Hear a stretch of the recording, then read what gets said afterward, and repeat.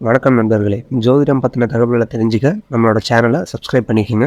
கன்னிராசி அன்பர்களே, நீங்கள் எதிர்ப்புகளை எளிதில் வெற்றி கொள்வீர்கள்.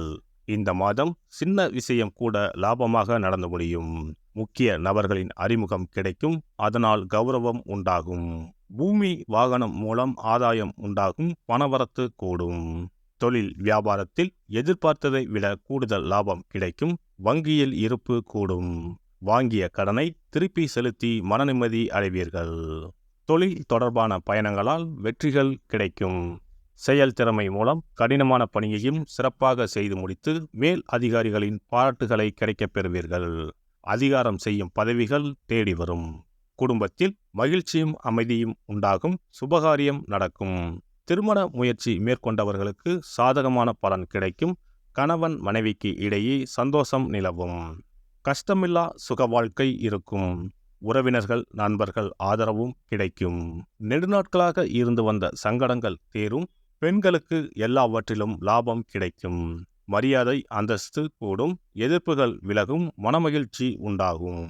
கலைத்துறையினருக்கு தொழில் தொடர்பான நெருக்கடிகளை சந்திக்க வேண்டி வரும். புதிய ஒப்பந்தங்கள் தொடர்பான காரியங்கள் சாதகமாக முடியும். புதிய பொறுப்புகள் சுமையாக வரும், நிதானம் தேவை. அரசியல் துறையினர் அடுத்தவர்களிடம் வாக்குவாதத்தை தவிர்ப்பது நன்மை தரும். நீண்ட தூர தகவல்கள் நல்ல தகவல்களாக வந்து சேரும், எதிலும் நிதானம் தேவை.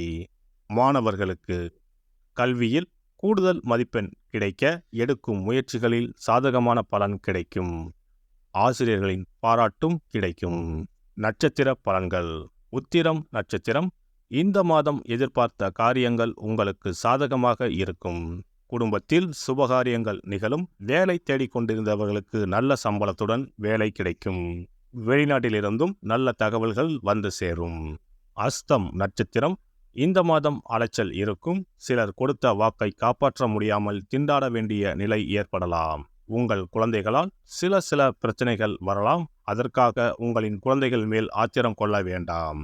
உத்தியோகத்தில் இருப்பவர்களுக்கு வேலையில் வரும் கஷ்டங்களை தாங்கிக் கொள்ளுங்கள். சித்திரை நட்சத்திரம். இந்த மாதம் தம்பதிகளிடையே அன்பும் பாசமும் அதிகரிக்கும். கருத்துக்களை பரிமாறும் முன் பொறுமை மற்றும் நிதானம் அவசியம் என்பதை உணருங்கள். திருமணமாகாமல் அதற்குண்டான முயற்சிகளில் ஈடுபட்டிருந்தவர்களுக்கு திருமணம் இனிதே நடந்தேறும். புதிதாக வீடு மனை வாங்க வேண்டும் என்ற யோசனை செய்தவர்களின் எண்ணங்கள் ஈடேறும். புதன்கிழமையில் பெருமாளை வணங்கி 9 ஏழைகளுக்கு புளியஞ்சாதம் அன்னதானம் வழங்க மனத்தெளிவு உண்டாகும், அறிவுத்திறன் அதிகரிக்கும். சிறப்பு பரிகாரம். சித்ரா பௌர்ணமி அன்று செய்ய வேண்டிய வழிபாடு மற்றும் அதனால் ஏற்படும் பலன் என்ன என்பதனை பற்றி காண்போம்.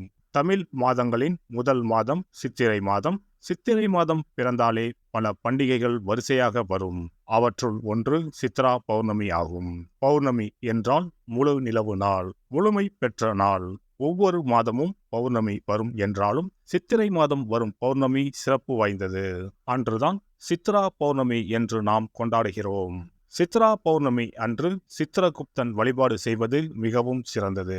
சித்திரகுப்தன் யமதர்ம ராஜனின் கணக்காளர் ஆவார். அவர் நமது பாவ புண்ணிய கணக்குகளை ஏட்டில் எழுதி நாம் இறக்கும் தருவாயில் யமதர்மனிடம் அறிவிப்பார். வானவில்லான அவரது தாயின் பல வண்ணங்களை உணர்த்தும் பொருட்டுத்தான் சித்திரகுப்தருக்கு பல வண்ண துணியை சாத்துவார்கள். சித்திரகுப்தன் கேது என்ற கிரகத்திற்கு உரிய கடவுள். அவருக்கு கொள்ளினால் செய்யப்பட்ட வடை அல்லது சுண்டல் படைக்க வேண்டும். மலர்களால் அர்ச்சனை செய்து வழிபட வேண்டும். சித்ரா பௌர்ணமி அன்று சித்திரகுப்தனை வழிபடுவதன் மூலம் நமது எண்ணங்கள் தூய்மை அடையும். நாம் பாவ செயல்களை செய்யாமல் புண்ணிய செயல்களை செய்யும் வகையில் நமது எண்ண ஓட்டங்கள் தூய்மை அடையும். பாவம் மற்றும் புண்ணியம் செய்ய தூண்டுவது மனம். மனதை செம்மைப்படுத்தி புண்ணிய வழியில் மனதை செலுத்தும் வழியை சித்திரகுப்தன் நமக்கு அருள்வார். அதன் மூலம் செம்மையான வாழ்வு கிட்டும், செல்வ வளங்களும் பெருகும். செவ்வாயின் நட்சத்திரமான சித்திரை நட்சத்திரத்தில் சந்திரன் சஞ்சரிப்பதால் அன்று அம்மன் வழிபாடு செய்ய செவ்வாய் தோஷம் நீங்கும். அன்றைய தினம் தாய்க்கிரகம் சந்திரன் அதிபலம் பெறும் நாள்.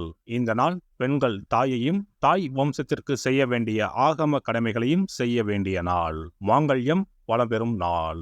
சித்ரா பௌர்ணமி அன்று வீட்டை சுத்தம் செய்து பூஜை அறையில் விநாயகர் படத்தை வைத்து அரிசி மாவால் சித்திரகுப்தன் படம் வரைந்து கையில் ஏடும் எழுத்தாணியும் வரைய வேண்டும். சித்ரகுப்தா என்று சொல்லிக்கொண்டு இருக்க வேண்டும். அன்று உப்பில்லாத உணவுகளையே உண்ண வேண்டும். மாலையில் பௌர்ணமி தினம் உதயமானதும் சித்திரகுப்தனுக்கு பூஜை செய்ய வேண்டும். தலைவாழை இலையில் சர்க்கரை பொங்கல் அல்லது வெண்பொங்கலை படைக்க வேண்டும். பயிற்றம் பருப்பு எருமை பாலும் சேர்த்து பாயாசம் செய்து நிவேதனம் செய்யலாம். சித்திரகுப்த விரத முறையில் மக்கள் உப்பு, பால் மற்றும் பால் சார்ந்த பொருட்களை தவிர்க்கின்றனர். காரணம், காமதேனுவிடமிருந்து சித்திரகுப்தம் தோன்றியதால் பால் மற்றும் பால் சார்ந்த பொருட்கள் தவிர்க்கப்படுகின்றன. படையலுடன் எல்லா காய்கறிகளும் சேர்த்து கூட்டு நிவேதனம் படைக்க வேண்டும். தொடர்ந்து தீபாராதனை காட்டி ஏழைகளுக்கு முடிந்த அளவு தானம் கொடுக்க வேண்டும். ஏழை மாணவர்களுக்கு பேனா, பென்சில், நோட், புத்தகங்கள் தானமாக கொடுக்கலாம். அன்னதானம் செய்வது மிகவும் சிறந்தது. இதன் மூலம் திருமண தடை நீங்கும், குழந்தை பாக்கியம் கிடைக்கும். முக்கியமாக நோட்டு புத்தகம், பேனா, பென்சில் முதலிய எழுத பயன்படும் பொருட்களை தானமாக வழங்கினால் நமது வாழ்வு சிறக்கும் என்பது நம்பிக்கை.